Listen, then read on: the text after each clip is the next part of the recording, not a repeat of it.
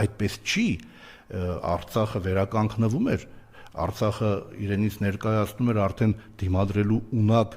սուբյեկտ, իհարկե շատ փոքր ուժերով, շատ սահմանափակ ուժերով, եւ հերոսություններ են կերտվել այս